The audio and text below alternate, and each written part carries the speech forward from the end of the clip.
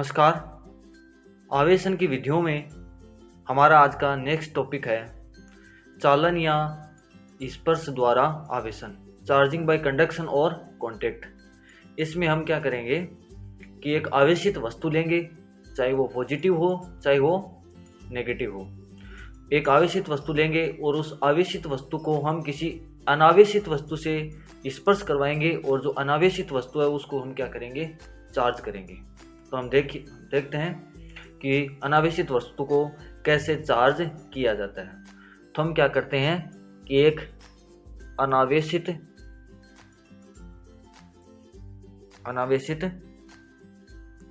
धातु का गोला लेते हैं। इस अनावेशित धातु के गोले का मतलब, यहाँ पर अनावेशित होने का मतलब ये नहीं है कि इसमें चार्ज ही नहीं है।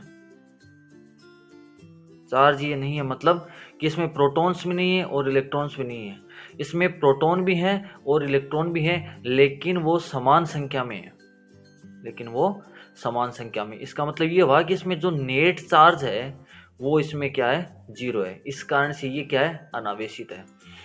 हम अनावेशित धातु के गोले को एक कुचालक स्टैंड पर रखते हैं। इसको कुचालक स्टैंड पर रखते हैं।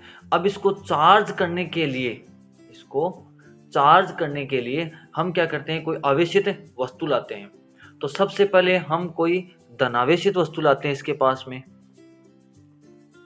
अब धनावेशित वस्तु हमने प्रयोग किया था पहले, तो हम क्या करते हैं कि कांच की छड़ को रेशम के कपड़े से रगड़ते हैं। अब कांच की छड़ को रेशम के कपड़े से रगड़ेंगे तो कांच की छड़ से इलेक्ट्रॉन रेशम के कपड़े में चले जाएंगे, इसलिए कांच की छड़ क्या हो जाएगी, धनावेशित हो जाएगी। तो जब कांच की छड़ को इसके संपर्क में लाएंगे, चालन द्वारा आवेशन या स्पर्श द्वारा, यानी कि इसको क्या करवाना है, इससे कांटेक्ट करवाना है। तो जब इसको इससे कांटेक्ट करवाएंगे तो इसमें अनावेशित होने का मतलब, अभी मैंने बताया था कि अनावेशित होने का मतलब ये है कि इसमें प्रोटॉन और इलेक्ट्रॉन की संख्या क्या समान है। तो मान लीजिए, एज्यूम करते हैं हम कि इसमें 3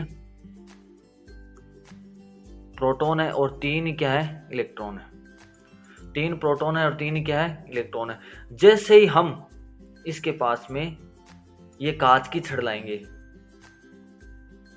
कांच की छड़ जो कि क्या है, धनावेशित है।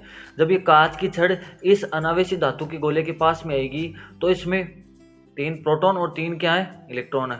हालांकि बहुत होते हैं संख्या में, लेकिन एक एज्यूम करके मान रहे हैं। तो यहाँ पर प्लस होने के कारण इसमें जो इलेक्ट्रॉन है वो क्या होंगे, इससे आकर्षित होंगे और वो क्या आ जाएंगे, कांच की छड़ में आ जाएंगे।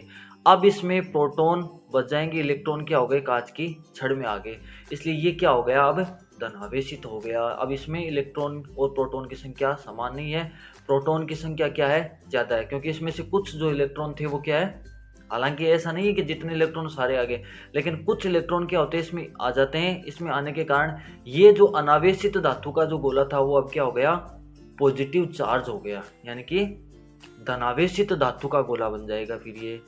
फिर इसको लास्ट में इस कांच की छड़ को हटा भी लेंगे तो भी ये धातु का गोला धनावेशित ही रहेगा। तो फिर ये जो धातु का गोला रहेगा इसमें क्या रहेगा, प्रोटॉन की संख्या ज्यादा रहेगी, इलेक्ट्रॉन की संख्या भी होगी, लेकिन प्रोटॉन की संख्या ज्यादा रहेगी, इसलिए ये क्या बन जाएगा, धनावेशित धातु का गोला। अब इस विधि में हमने क्या किया कि आवेशित वस्तु थी कांच की छड़ और अनावेशित वस्तु धातु का गोला था, उसको हमने क्या कर दिया, धनावेशित रूप से इसको चार्ज कर दिया, पॉजिटिव चार्ज कर दिया। हम इस अनावेशित धातु के गोले को नेगेटिव चार्ज भी कर सकते हैं, ठीक है। तो नेगेटिव चार्ज करने के लिए हमें क्या करना पड़ेगा, हमें नेगेटिव चार्ज इस अनावेशित धातु के गोले के पास में लाना पड़ेगा। तो नेगेटिव चार्ज कैसे लाते हैं, हम क्या करते हैं, एक एबोनाइट की छड़ लेते हैं इस बार, और एबोनाइट की छड़ को बिल्ली की खाल से रगड़ना है। अब बिल्ली की खाल से एबोनाइट को छड़ को रगड़ेंगे तो हमने प्रयोग में देखा था कि एबोनाइट की छड़ पर नेगेटिव चार्ज आ जाता है और बिल्ली की खाल पर पॉजिटिव चार्ज आता है। तो जब एबोनाइट की छड़ पर नेगेटिव चार्ज आएगा, अब इसको पास में लाएंगे तो इस बार इसमें नेगेटिव चार्ज ज्यादा रहेगा, जब ये एबोनाइट की छड़ धातु के गोले के कांटेक्ट में आएगी तो कुछ इलेक्ट्रॉन धातु के गोले में ट्रांसफर हो जाएंगे, जिससे धातु के गोले में इलेक्ट्रॉन की संख्या ज़्यादा होगी।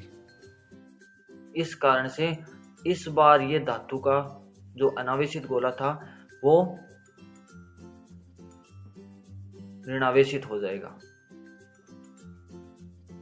ठीक है, क्योंकि जो पॉजिटिव चार्ज था वो क्या आ गया, एबोनाइट की छड़ में कुछ पॉजिटिव चार्ज एबोनाइट की छड़ में आ गया, जिसके कारण से ये धातु के गोले में इलेक्ट्रॉन की संख्या क्या हो गई, ज़्यादा हो गई, प्रोटॉन की संख्या क्या हो गई, कम हो गई। इस कारण से ये जो धातु का गोला इस बार जो बना, इसमें नेगेटिव चार्ज अधिक होने के कारण ये क्या हो गया, ऋणावेशित हो गया।